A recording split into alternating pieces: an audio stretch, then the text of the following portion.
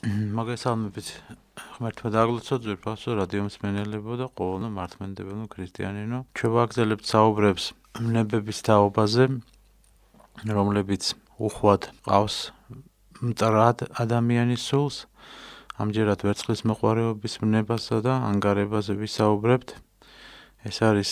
ის ცოდვები, რომლებიც ფაქტობრივად თანამედროვე კაცობრიობის სენად იქცა. ამიტომ კიდევ ერთხელ წმინდა მამათა თხზულებებზე დაღდნობით გვსურს აი ამ თემის გაშუქება. მოგეხსენებათ, რომ ნებისმიერი ადამიანი გარკვეულწილად საჭიროებს მატერიალურ უზრუნველყოფას, მას სჭირდება გარკვეული საყოფაცხოვრებო მარაგი არსებობისთვის, რომელსაც ადამიანი თავისი საკუთრებად მიიჩნევს და რომლითაც იკმაყოფილებს გარკვეულ ბუნებრივ მოთხოვნილებებს და აი ამგვარი საკუთრების გარეშე თითქოს და წარმოუდგენელია ადამიანის განვითარება, საერთოდ მისი ცხოვრება. და ზოგიერთი მორალისტი კიდე მიიჩნევს, რომ არც ერთ ადამიანს არ უნდა ჰქონდეს პირადი საკუთრება. ეს თქმა უნდა უკიდურესობა, ვინაიდან ის სოციალურ-ეკონომიკური, ესე იგი უბედურების მომტანად არის მიჩნეული ზოგიერთი სოციალისტის მიერ. წმინდა წერილი კი გვასწავლის ძმა უნდა ძანო, რომ მხოლოდ ერთი ღმერთია ყოველივეს ერთპიროვანი მესაკუთრე, როგორც ხილული, ასევე უხილავი სამყაროსი, რაზეც ბრძანა ჯერ კიდევ ძველ აღთქმაში ისაია წინასწარმეტყველთან, ამას ვკითხულობთ ლევიტელთა წიგნებში და აი ამდენად ადამიანის საკუთრებაზე ალბათ პირობითად შეიძლება საუბარი, ვინაიდან ყოველივე ღმერთს ეკუთვნის. წმინდა მამებთან უამრავი მსგავსი საკითხი არის განხენული და ისინი მიიჩნევენ, რომ ადამიანი არ არის ქმნილებათა ბატონ-პატრონი, არამედ მხოლოდ ღვთის საკუთრების, ასე ვთქვათ, სახლის მმართველია, რომელიც ოდესღაც პასუხს აგებს ღვთის წინაშე აი მიბარებული საკუთრებისადმი მართებულ, რამ თუ რამდენად მართებულად გამოიყენა ის. და ღვთისაგან აი ამ ადამიანისადმი ბოძებული საკუთრება ძველ აღთქმაში მკაცრად და ზუსტად განისაზღვრებოდა, მაგრამ ადამიანის ცოდვით დაცემამ აი ამ წესრიგისა და ჰარმონიის რღვევა განაპირობა გახდა რა უკიდურესად ეგოისტი და თავმოყვარი ადამიანმა დაიწყო იმ უფლებების მისაკუთრება, რისი უფლებების და უფლებამოსილება მხოლოდ ერთადერთ ღმერთს ეკუთვნის. და აი ამ ვერცხლის მოყვარეობის ნება სწორედ აი აქედან იღებს სათავეს, როდესაც ღვთისმიერი საკუთრების აბსოლუტურ ბატონ-პატრონად აცხადებს საკუთარ თავს ადამიანი, შედეგად მან გააკერპა ეს ბუნება და ამიტომ უწოდეს წმინდა მამებმა ვერცხლის მოყვარეობას კერპ-თაყვანისმცემლობა. ღირსი იოანეს სინანელი ასე წერს, რომ ვერცხლის მოყვარეობა არის კერპ-თაყვანისცემა, ურწმუნოების ასული, საკუთარი უძლურების შეწყნარება, სიბერის მომასწავებელი. ესე იგი,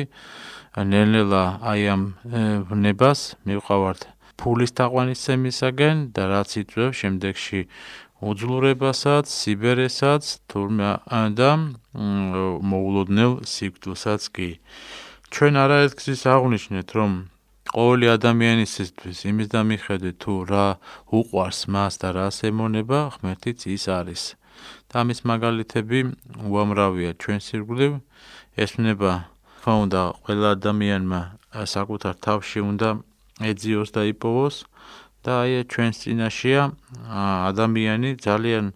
რომელსაც ძალიან უნდა გამდიდრება მისი აღტაცების და თაყვანისცემის საგანი, ფული და სიმდიდრეა და ვის ემსახურება ესეთი ადამიანი? ღმერთს არ ემსახურება, ვინაიდან მისთვის ყოველივე მატერიალური უფრო ძვირფასია. ღმერთს რომ ემსახურებოდეს, თავის განს ასეთი მონდომები და ხშირად უსირცხვილოდ არ შეაგროვებდა,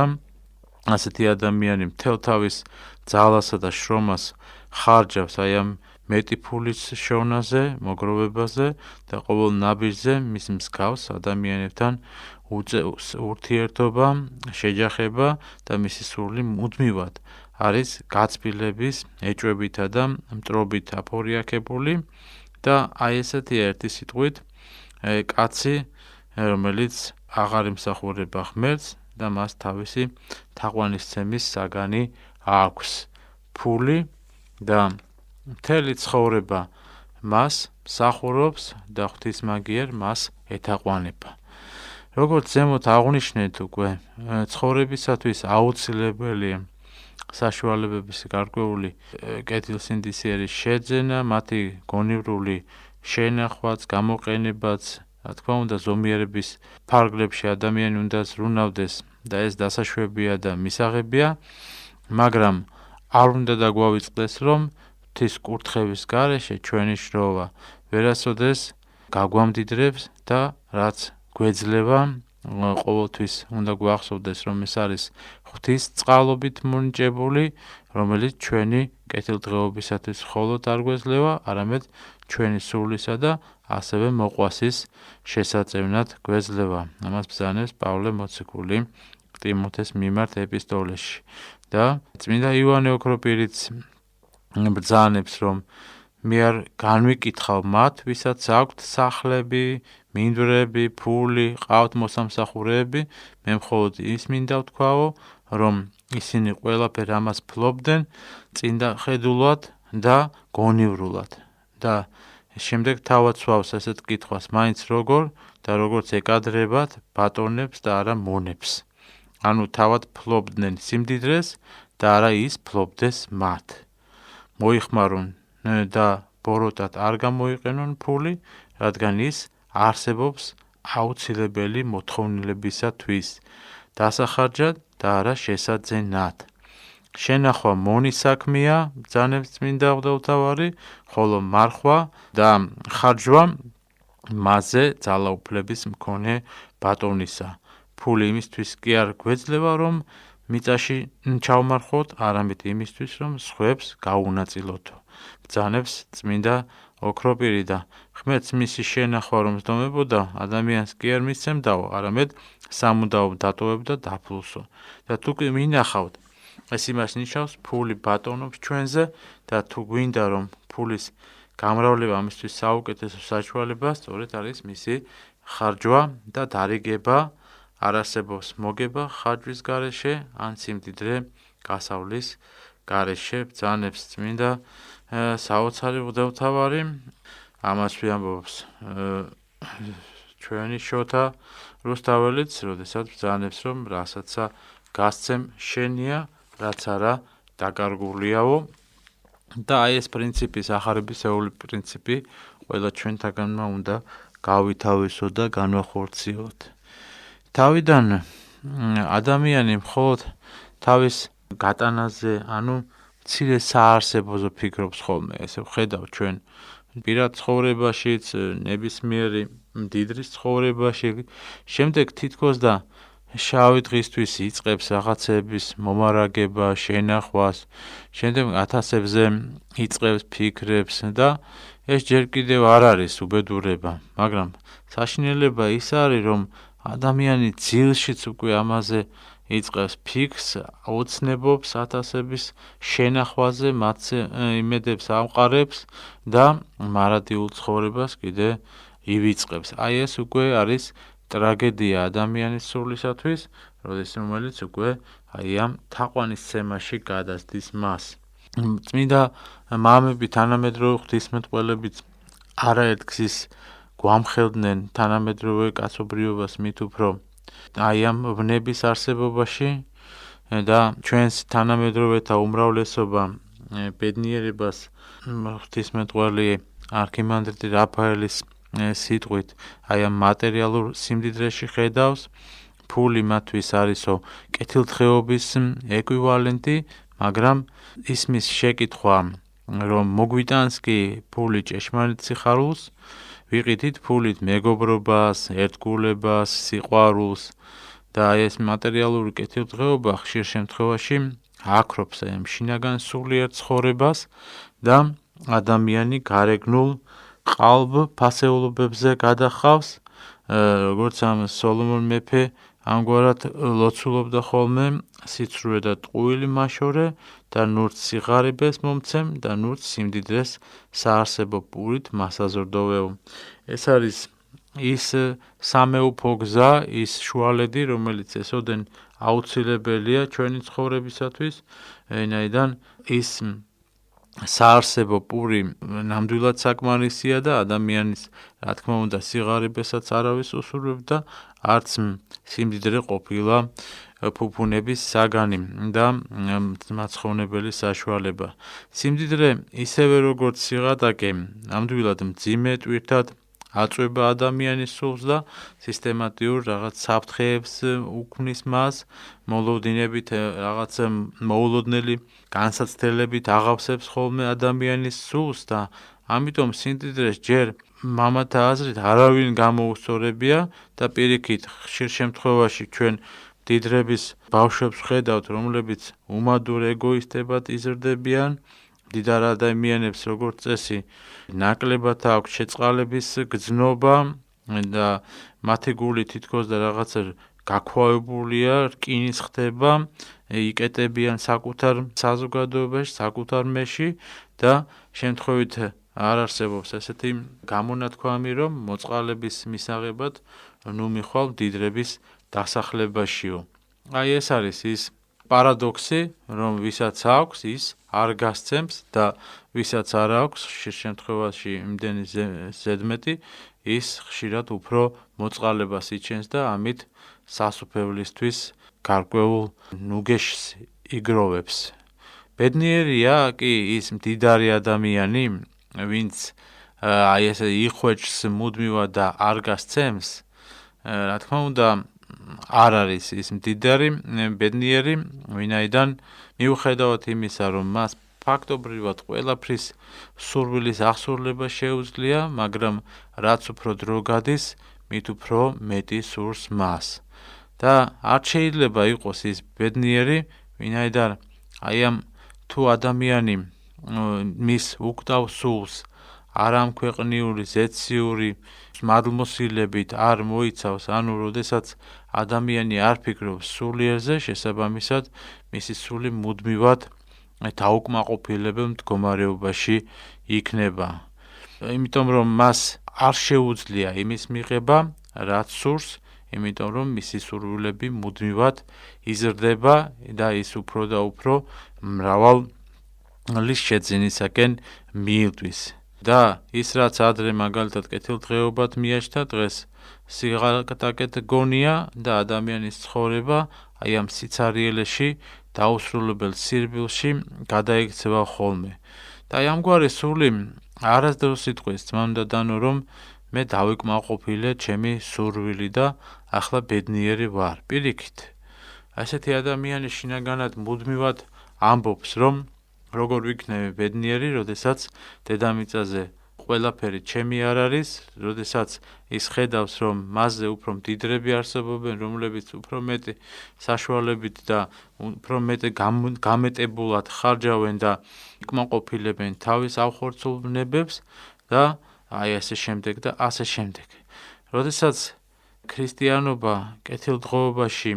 სწორედ აუცილებელი მოხმარების საგნებით უზრუნველყოფას გულისხმობს და ამბობს, ამ დროს მდიდარი ადამიანი პირიქით ილტვის, რაც მეტი შეიძინოს მით უფრო მეტი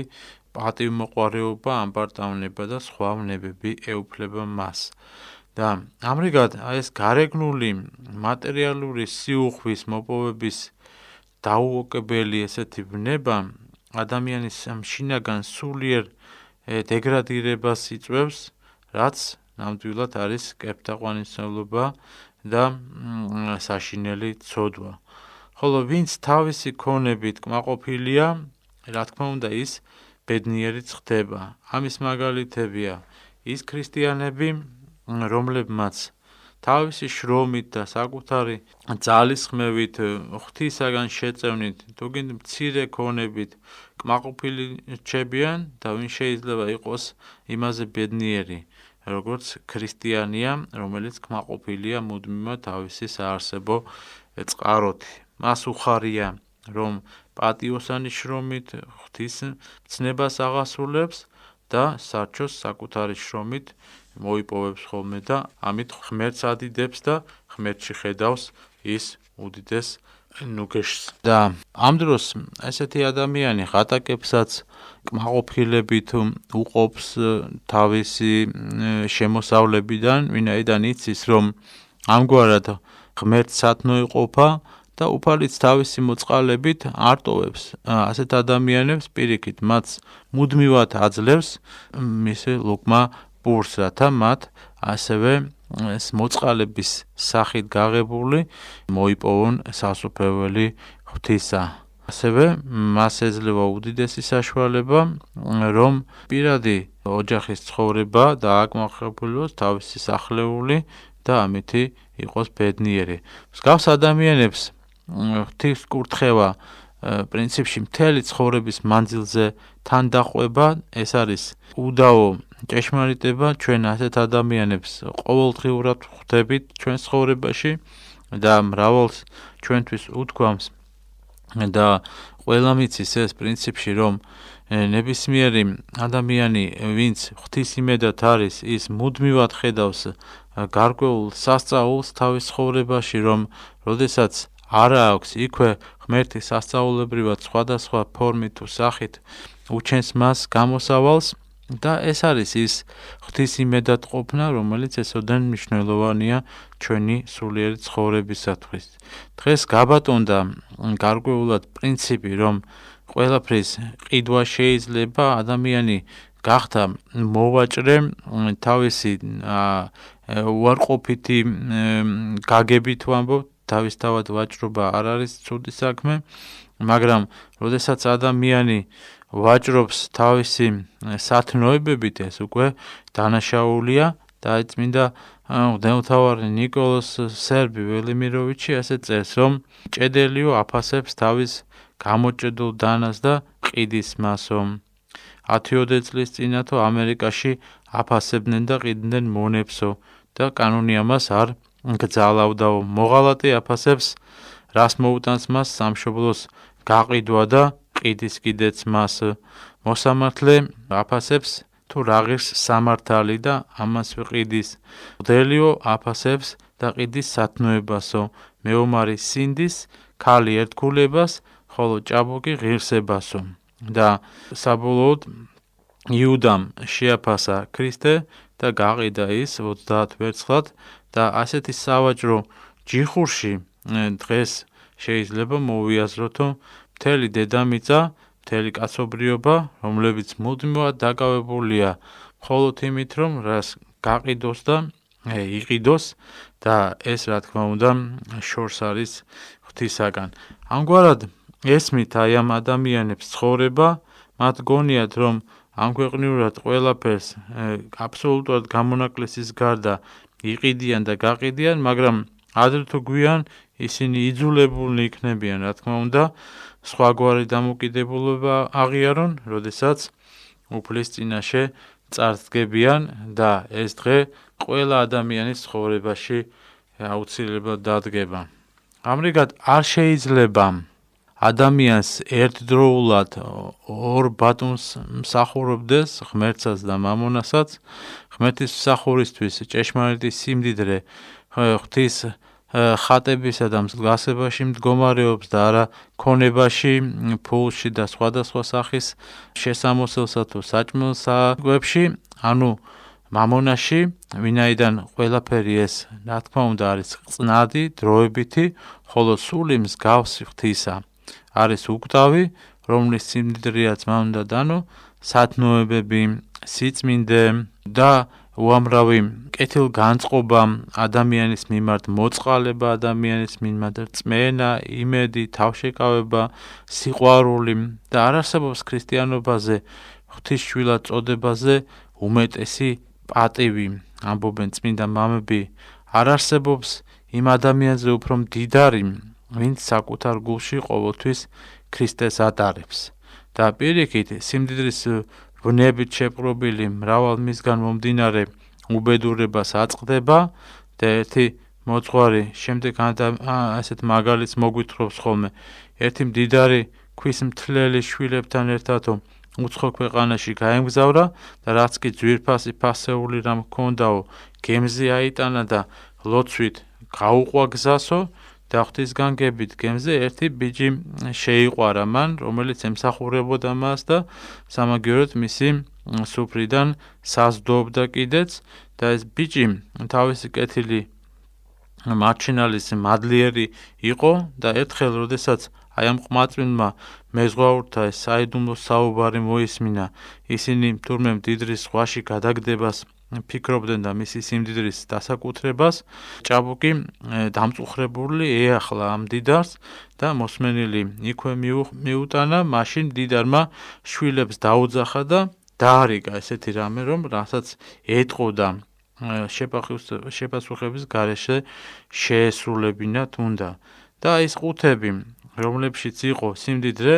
გამოატანინა ყველას თანდასწრებით ძვირფას ქვები იყო იქ თუ შესამოსელი თუ სხვა რამ რითაც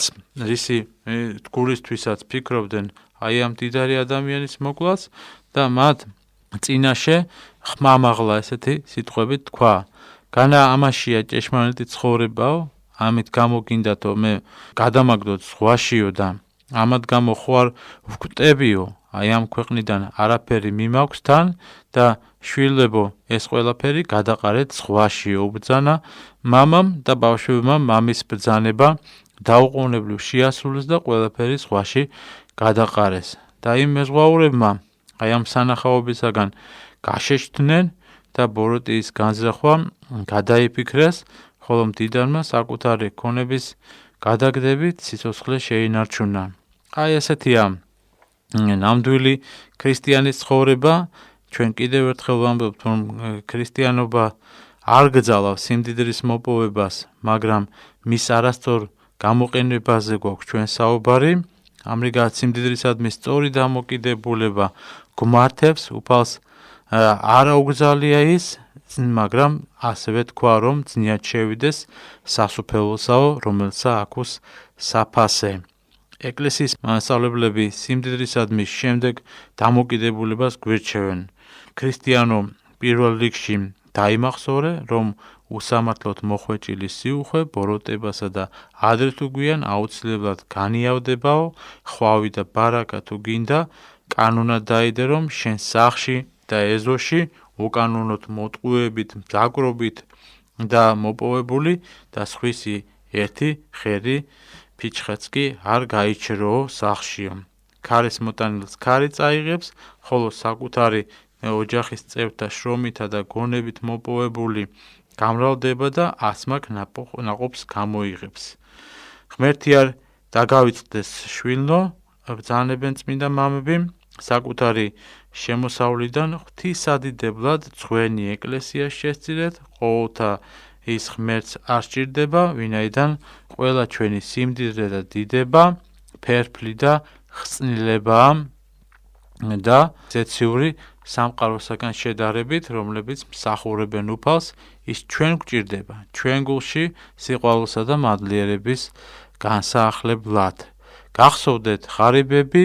მათხოვრები გაუბედურებულები და შენი თანა მოძმეების გასაჭირი სადაც საჭიროა უხვად გაეციო ნუ იამაყებ და იმედიდურებ შენი სიმდიდრით სხვათა სიმდიდრისა და ნამდვილ მდიდრებს წინაშე რა შენი სიმდიდრე იგივე რაც ზღვაში წვეთი და ამრიგად ვერასოდეს ვერცხლის მოყვარეობას დედამიწაზე ჩვენი წირობის დროებითი განსავლის ადგილს სადაც არაფერია ჩვენი ყველაფერი უფლისაა და წარმოვალია რა თქმა უნდა გმართებს უფრო მეტი კეთილგონიერება რათა ღვთისაგან მოცემული სიმდიდრე ხვავი ბარაკა კეთილსინდისიერად გამოვიყვანოთ ჩვენი ოჯახისა და ჩვენი მოყვასის საკეთილდღეოდ მაცხოვარი ბრძანებს რომ რაისარგებელი იყოს კაცსა უკვე თუ სოფელი ყოველივე ესე შეიძინოს და სული თვისი იზღვიოსო ამიტომ ფულის მონა ქრისტეს ჭეშმარიტი მონა ვერ იქნება და ვერცხლის მოყვარეს მამათა თქმით მხოლოდ სახელი აქვს ქრისტიანის და სინამდვილეში ის კერპთაყვანის მცემელიაო.